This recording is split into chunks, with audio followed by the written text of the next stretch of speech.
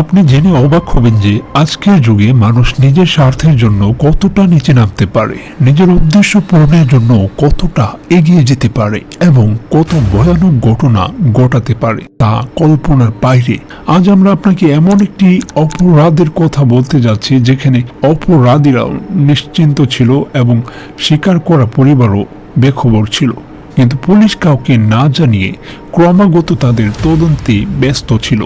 এটি এমন একটি ঘটনা যা একটি সুখী পরিবারের জীবনকে তছনছ করে দিয়েছিল এবং সবকিছু বদলে দিয়েছিল। আজ আমরা যে মামলাটি নিয়ে আলোচনা করতে যাচ্ছি তা হলো সেম আব্রাহাম কেস। এই গল্পের শুরুটা অস্ট্রেলিয়ার মেলবোর্ন শহর থেকে। মেলবোর্নের নর্থ মেলবোর্ন অঞ্চলে একটি এলাকা আছে যার নাম ইপিং। সেখানে একটি 3 বেডরুমের বাড়ি ছিল।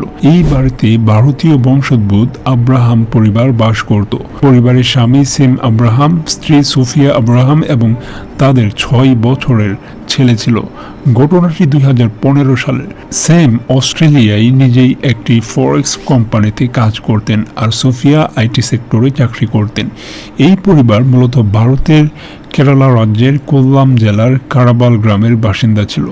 সেম এবং সোফিয়া দুজনেই ভালো আয় করতেন। তাদের জীবন স্বাভাবিকভাবে চলছিল এবং কোনো কিছুর অভাব ছিল না। সবকিছু সহজ ও স্বাভাবিক মনে হচ্ছিল। তারপর 14 অক্টোবর 2015 এর দিন আসে। সময়টা ছিল সকাল। স্যাম, সোফিয়া এবং তাদের 6 বছরের ছেলে তাদের বেডরুমে ঘুমাচ্ছিল। সকাল প্রায় 9টায় সোফিয়ার ঘুম ভাঙল। তিনি ভাবলেন যে তিনি তার স্বামী ও ছেলেকেও জাগিয়ে দেবেন, কিন্তু যেই তার নজর স্যামের উপর পড়ল তিনি কিছু অদ্ভুত অনুভব করলেন। স্যাম একটি অস্বাভাবিক অবস্থায় শুয়েছিলেন। যখন সোফিয়া ভালো করে দেখলেন তখন তিনি লক্ষ্য করলেন যে স্যামের মুখের কাছে কিছু দাগ ছিল।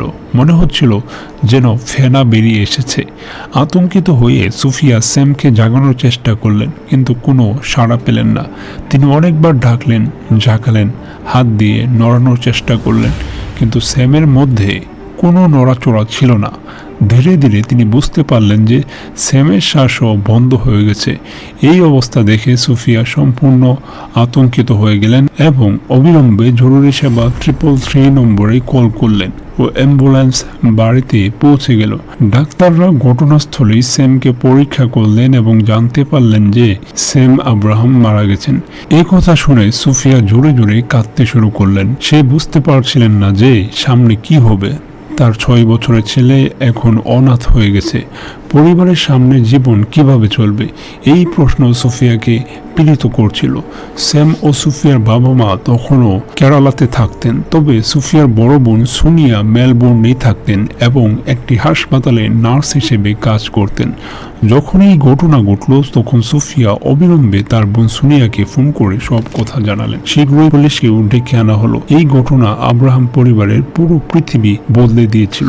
কিন্তু পুলিশ তাদের তদন্ত শুরু করে দিয়েছিল। এই কেসে কি ঘটেছিল, কে, কেন এবং কিভাবে স্যাম আব্রাহামের জীবন নিল তা জানতে আপনাকে এই গল্পের পরবর্তী ঘটনাগুলো বুঝতে হবে। এরপর স্যামের মৃতদেহ ময়নাতদন্তের জন্য মেলবোর্নের সাউথ ব্যাংকে অবস্থিত ভিক্টোরিয়ান ইনস্টিটিউট অব ফরেন্সিক মেডিসিনে নিয়ে যাওয়া হয়। সেখানে ডাক্তাররা সম্পূর্ণ পরীক্ষা করলেন এবং সোফিয়া জানালেন যে স্যামের আগে থেকেই কিছু হার্টের সমস্যা ছিল। প্রাথমিক পরীক্ষা ডাক্তারদেরও মনে হলো যে মৃত্যুর কারণ হার্ট অ্যাটাকই এবং রিপোর্টেও তাই লেখা হলো। এরপর সোফিয়া কেরালার স্যামের বাবা মাকে ফোন করলেন। তখন ভারতে সকাল প্রায় 5:30 বাজে। কাঁদতে কাঁদতে সোফিয়া তাদের জানালেন যে স্যাম হার্ট অ্যাটাকে মারা গেছেন এবং তিনি শীঘ্রই মৃতদেহ নিয়ে ভারতে আসছেন। এই কথা শুনে সারা গড়ে শোক নেমে এলো। স্যামের বাবা মা এবং তার ছোট ভাইয়ের বিশ্বাস হতে চাইছিল না। তার ভাইও বিবাহিত ছিল এবং একজন আইটি প্রফেশনাল ছিল। এই খবরের সাথে সাথে স্যামের বাবার 1 সপ্তাহ আগের কিছু কথা মনে পড়তে লাগলো। স্যাম প্রতি বছর কয়েকদিনের জন্য অস্ট্রেলিয়া থেকে কেরালা আসতো এবং এবারও অক্টোবরে এসেছিল। 2015 সালের শুরুর সপ্তাহে সে তার পরিবারের সাথে দেখা করতে এসেছিল।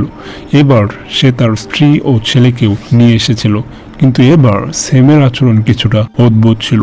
সে মজা করে তার কিছু বন্ধু ও আত্মীয়দের বলতো, পরের বার আমি বাড়িতে কফিনে করে আসবো। আমার লাশ আসবে। এই কথা শুনে সবাই রেগে যেত এবং তাকে বকা দিত, তুই কেন এইরকম কথা বলছিস? কিন্তু স্যাম সবসময় হেসে কথা এড়িয়ে যেত। তারপর একদিন সে তার বাবাকে বলল, আমার মৃত্যু হলে আমার মৃতদেহ দাদুর কবরের পাশে দাফন করবে। এ শুনে তার বাবা রেগে গেলেন এবং তাকে বকা দিলেন, এমন কথা কেন বলছিস? কিন্তু স্যাম শুধু হাসতে থাকলো এবং বলল যে সে মজা করছে।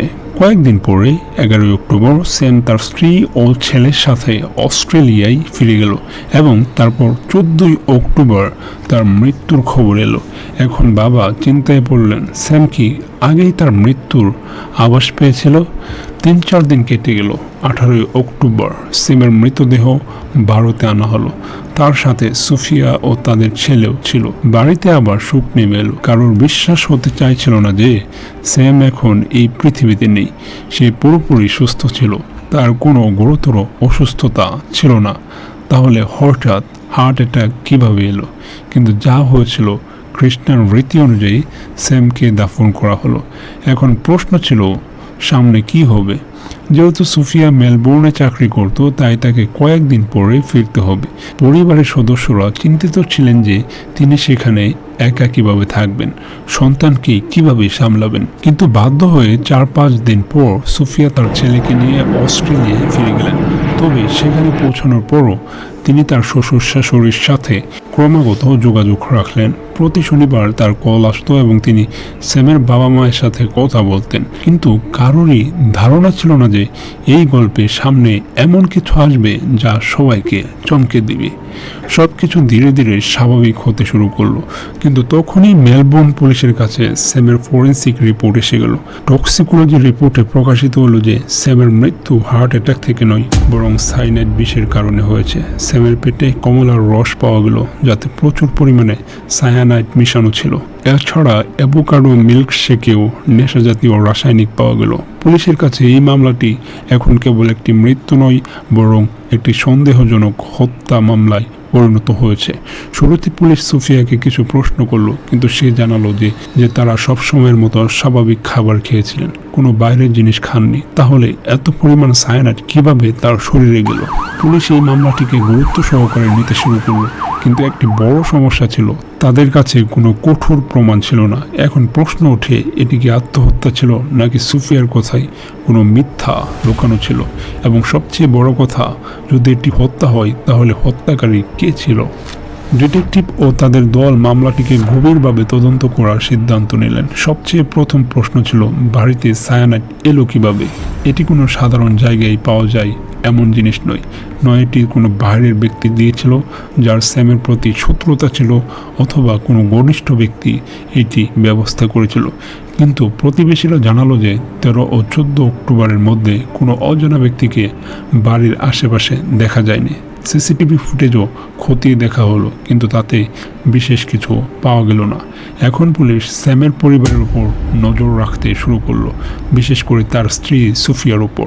তার লোকেশন হিস্ট্রি, কল ডিটেলস এবং গত 3 মাসে হওয়া কথোপকথন খতিয়ে দেখা হলো। ডিটেকটিভরা ধীরে ধীরে তার পরিচিত ও বন্ধুদের একটি তালিকা তৈরি করতে লাগলেন। মজার বিষয় হলো, সুফিয়া এই তদন্ত সম্পর্কে একেবারেই অবগত ছিল না। তদন্তের সময় ডিটেকটিভরা জানতে পারলেন যে স্যাম কিছুদিন আগে পুলিশ স্টেশনে একটি অভিযোগ দায়ের করেছিলেন। এই ঘটনাটি জুলাই 2015-এর, অর্থাৎ তার মৃত্যুর ঠিক 3 মাস আগে। সেদিন স্যাম লাবারটন ট্রেন স্টেশনের কাছে ছিলেন, যখন হঠাৎ তার গাড়িতে লুকানো এক মুখোশধারী তাকে আক্রমণ করলো। সে ছুরি দিয়ে এলোপাতাড়ি আঘাত করলো, যাতে স্যামের গলায় ও মুখে গভীর চোট আসে। কিন্তু ভাগ্যক্রমে সে বেঁচে গেল। সে অবিলম্বে পুলিশকে জানালো এবং হাসপাতালে চিকিৎসা করালো। পুলিশ তখন তার গাড়ি থেকে কেবল টাই, কিছু আবর্জনা এবং একটি হ্যান্ডকাফ বের করেছিল। এই তথ্য পাওয়ার পর ডিটেকটিভরা বুঝতে পারলেন যে স্যামের হত্যার ষড়যন্ত্র বেশ কিছুদিন ধরে চলছিল। প্রথমে প্রাণঘাতী আক্রমণ করা হয়েছিল যাতে সে বেঁচে যায়, তারপর দ্বিতীয়বার তাকে সায়ানাইড দিয়ে হত্যা করা হয়। তদন্তের সময় সবচেয়ে প্রথম সন্দেহ সুফিয়ার উপর গেল। স্বামীর মৃত্যুর পর সে অস্ট্রেলিয়ায় ফিরে গেল এবং মাত্র 1 সপ্তাহের মধ্যে স্যামের ব্যাংক অ্যাকাউন্ট থেকে সমস্ত টাকা তুলে নিল। কিন্তু টাকা তোলার চেয়েও চমকপ্রদ বিষয় ছিল যে সে তার নিজের অ্যাকাউন্টে না রেখে একটি যৌথ অ্যাকাউন্টে স্থানান্তর করল। যার নাম ছিল কমল সানন। এছাড়া সুফিয়া স্যামের গাড়ির রেজিস্ট্রেশনও পরিবর্তন করতে চাইছিল। সেই গাড়িটি বিক্রি করছিল না, শুধু মালিকের নাম বদলাতে চাইছিল এবং যে নামে তা স্থানান্তর করা হচ্ছিল সেটিও ছিল অরুণ কমল সানন। এটি কি নিছক কাকতালীয় ছিল নাকি আরও কিছু? এখন পুলিশের নজর অরুণের উপর পড়ল। তার কল ডিটেলস ও চার্ট খতিয়ে দেখা হলো। পুলিশ নিশ্চিত ছিল যে সে কিছু লুকাচ্ছে। প্রায় 9 থেকে 10 মাসের দীর্ঘ তদন্ত চলল। তারপর একদিন ডিটেকটিভদের একজন অরুণের সাথে বন্ধুত্ব গড়ে তুলল এবং দুজনে একবার মদ খেতে বসলো। নেশার অবস্থায় অরুণের মুখ ফসকে গেল। সে স্বীকার করলো যে সে সুফিয়ার সাথে মিলে স্যামকে বিষ দিয়ে হত্যা করেছিল। ডিটেকটিভ এই সম্পূর্ণ কথোপকথন রেকর্ড করে ফেলল। এখন পুলিশের কাছে পাকা প্রমাণ ছিল। 2016 সালের আগস্ট মাসে মেলবোর্ন পুলিশ অরুণ ও সুফিয়াকে গ্রেপ্তার করলো। তাদের বাড়ি তল্লাশি করা হলো। সুফিয়ার বাড়ি থেকে একটি ডায়েরি পাওয়া গেল যেখানে অরুণের জন্য ভালোবাসার কথা লেখা ছিল। অন্যদিকে অরুণের বাড়ি থেকে একটি হার্ড ড্রাইভ পাওয়া গেল যাতে সুফিয়ার জন্য লেখা বার্তা এবং দুজনের ছবি ছিল। এছাড়া তাদের ঘন্টার পর ঘন্টা কল ডিটেলস ও চ্যাট মেসেজও পুলিশের হাতে আসলো, যা থেকে স্পষ্ট হয়ে গেল যে দুজনের মধ্যে গভীর সম্পর্ক ছিল। আদালতে শুনানির সময় প্রকাশিত হলো যে এই প্রেমের গল্প খুব পুরনো। 2003 সালে যখন সুফিয়া স্নাতকোত্তর পড়ছিল এবং স্যাম অন্যত্র পড়ছিলেন, তখনই তার সাথে অরুণের দেখা হয়েছিল। অরুণ একজন ইনস্ট্রুমেন্টাল ইঞ্জিনিয়ার ছিল এবং কেরালার পলাক্কাড় জেলার বাসিন্দা ছিল। দুজনের মধ্যে প্রেম হয়, কিন্তু এই কথা কেউ জানতো না, না স্যাম, না সুফিয়ার পরিবার, না অরুণের পরিবার। পরে অরুণের অন্য কারোর সাথে বিয়ে হয়ে যায় এবং সুফিয়াও স্যামকে বিয়ে করে। বিয়ের পরও সুফিয়া ও অরুণের যোগাযোগ চলতে থাকে। অরুণ যখন জানতে পারলো যে সুফিয়া অস্ট্রেলিয়া যেতে চায়, তখন সে বুঝতে পারলো যে এটি কেবল কেরিয়ার মুভ নয়, বরং তার কাছে যাওয়ার চেষ্টা। 2012 সালে সুফিয়া তার ছেলেকে নিয়ে অস্ট্রেলিয়া চলে গেল এবং 2013 সালের মে মাসে স্যামও তার কাছে চলে এলো। সেই সময়ে 2013 সালের জানুয়ারিতে অরুণও তার স্ত্রী ও সন্তানকে নিয়ে অস্ট্রেলিয়া চলে আসলো। কিন্তু কয়েক মাস পরে সে অজুহাত দিল যে তার স্ত্রী ও সন্তানের সেখানকার জীবন পছন্দ হচ্ছে না, তাই সে তাদের ভারতে রেখে অস্ট্রেলিয়ায় ফিরে গেল। আসলে এসবই সুফিয়ার কাছে থাকার জন্য করা হয়েছিল। দুজন চুরি করে দেখা করত। ধীরে ধীরে তারা বুঝতে পারলেন যে এই সম্পর্ক এভাবে চলতে পারে না। তাদের এমন একটি পথ বের করতে হবে যাতে তারা মুক্ত হয়ে একসাথে থাকতে পারে। শুনানির সময় এটাও সামনে আসলো যে সুফিয়াই প্রথমে অরুণকে বলেছিল যে স্যামকে পথ থেকে সরিয়ে ফেলা উচিত। প্রথম আক্রমণটি ছিল যেটি লাবারটন ট্রেন স্টেশনের কাছে হয়েছিল। মুখোশধারী আক্রমণকারী ছিল অরুণ নিজে, যে স্যামের উপর ছুরি দিয়ে আক্রমণ করেছিল, কিন্তু ভাগ্যক্রমে স্যাম বেঁচে গিয়েছিল। তখন পুলিশ ভেবেছিল যে এটি কোনো ডাকাতের কাজ হতে পারে, কারণ স্যাম ফরেক্স এক্সচেঞ্জ কোম্পানিতে কাজ করত। কিন্তু স্যাম নিজেও বুঝতে শুরু করেছিল যে তার জীবনের বিপদ আছে। সম্ভবত এই কারণেই যখন সে 2015 সালের অক্টোবরে তার বাবা মার সাথে দেখা করতে ভারতে গিয়েছিল, তখন সে তার বন্ধুদের মজা করে বলেছিল, আমি এবার কফিনে করেই ফিরব। তার বাবাকেও সে বলেছিল যে তাকে যেন তার দাদুর কবরের পাশে দাফন করা হয়। সম্ভবত সে আগেই আভাস পেয়েছিল যে মৃত্যু তার কাছে আসছে। 11 অক্টোবর অরুণ তার স্ত্রী ও সন্তানকে নিয়ে অস্ট্রেলিয়ায় ফিরে আসে, কিন্তু সুফিয়া গত 1 বছর ধরে তার স্বামীর হত্যার ষড়যন্ত্র করছিল। 13 অক্টোবর রাতে সুফিয়া তার বোন সোনিয়ার সাথে দেখা করতে গিয়েছিল। সে নিজের গাড়িতে গিয়ে যাচ্ছিল এবং ফেরার সময় সুপার মার্কেট থেকে কিছু খাবার দাবার কিনল। এই সময় সে চুপচাপ অরুণ কমল সাননকে তার গাড়িতে লুকিয়ে ফেললো এবং বাড়ি নিয়ে এলো। সুফিয়া গাড়িটি গ্যারেজে পার্ক করলো এবং ইচ্ছাকৃতভাবে গাড়ি লক করলো না, গ্যারেজের দরজা বন্ধ করলো না। ভেতরে সে ডিনারের পর এভোকাডো মিল্কশেক বানালো এবং তাতে ঘুমের ওষুধ মিশিয়ে দিল। এরপর স্যামকে পান করার জন্য দেওয়া হলো, কিন্তু স্বাদ পছন্দ না হওয়ায় সে সামান্যই পান করলো। সুফিয়া কমলার রসও প্রস্তুত করলো যাতে যখন সবাই ঘুমিয়ে পড়বে অরুণ এসে তাতে সায়ানাইড মিশিয়ে স্যামকে পান করাতে পারে। কিন্তু স্যাম সুফিয়াকে রস বানাতে দেখে ফেললো এবং নিজেই তা পান করলো। যখন সুফিয়া ও ছেলে ঘুমের ওষুধের প্রভাবে ঘুমিয়ে পড়লো, তখন রাতে অরুণ গ্যারেজ থেকে বেরিয়ে এলো। বাড়ির একটি জানালা খোলা ছিল, যা দিয়ে সে ভিতরে প্রবেশ করলো। সে রান্নাঘরে রাখা কমলার রস তুলে নিল এবং তাতে সায়ানাইড মিশিয়ে দিল। তারপর সে ঘুমন্ত স্যামকে জোরপূর্বক রস পান করালো। স্যামের তখনই মৃত্যু হলো, আর তার পাশে তার স্ত্রী ও ছেলে অজ্ঞান হয়ে পড়ে রইল। সকালে সুফিয়া ও তার ছেলে ঘুমের ওষুধের প্রভাবে দেরিতে উঠলেন। 9:01 সুফিয়া জরুরি সেবায় ফোন করলো। তদন্ত শুরু হলো এবং পুলিশ অরুণের ভারতে আসা যাওয়ার রেকর্ড খতিয়ে দেখলো। জানা গেল যে সে সেখান থেকে সায়ানাইডের ব্যবস্থা করেছিল। স্যামের মৃত্যুর পর মেলবোর্নে বসবাসকারী মালায়ালি সম্প্রদায় সুফিয়ার সাহায্যের জন্য টাকা সংগ্রহ করলো, কিন্তু পুলিশ 10 মাস ধরে গোপনে তদন্ত চালিয়ে গেল এবং শেষ পর্যন্ত মামলার পর্দাফাশ করলো।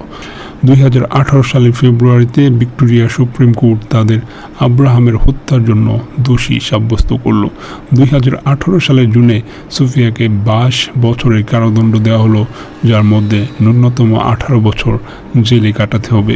অন্যদিকে অরুণকে 27 বছরের কারাদণ্ড দেওয়া হলো, যার মধ্যে তাকে 23 বছর পূর্ণ করতে হবে। 2019 সালের আগস্টে অরুণের সাজা কমিয়ে 24 বছর করা হলো এবং তাকে 20 বছর পর পেরোলের জন্য আবেদন করার অনুমতি দেওয়া হলো, কিন্তু সুফিয়ার সাজায় কোনো পরিবর্তন হলো না। আদালতে সুফিয়া তার ছোট ছেলের কথা উল্লেখ করে সাজা কমানোর আবেদন জানালো, কিন্তু বিচারক স্পষ্ট বললেন এই পুরো মামলায় সবচেয়ে বড় শিকার সেই শিশু যে তার বাবাকে হারিয়েছে। আদালত সুফিয়ার বোন সোনিয়াকে ছেলের হেফাজতে দিল। স্যামের বাবা মা তাদের নাতিকে পাওয়ার চেষ্টা করলেন, কিন্তু তারা আর্থিকভাবে এতটা সক্ষম ছিলেন না যে অস্ট্রেলিয়ায় মামলা লড়তে পারেন। মাঝে মাঝে সোনিয়া তাদের ভিডিও কলের মাধ্যমে ছেলের সাথে কথা বলতে দিতেন, কিন্তু তাকে সত্য থেকে কতদিন দূরে রাখা যাবে। বর্তমানে অরুণ ও সুফিয়া মেলবোর্নের জেলে তাদের সাজা কাটাচ্ছেন। এই মামলা দেখিয়ে দিয়েছে যে লোভ ও প্রেমে অন্ধ মানুষ কতটা নিচে নামতে পারে। আপনার এই ভিডিও কেমন লাগলো, আপনার মতামত কমেন্টে জানান। ভিডিওটি লাইক ও শেয়ার করুন এবং আমাদের চ্যানেল সাবস্ক্রাইব করতে ভুলবেন না। পরের বার আবার দেখা হবে। ধন্যবাদ।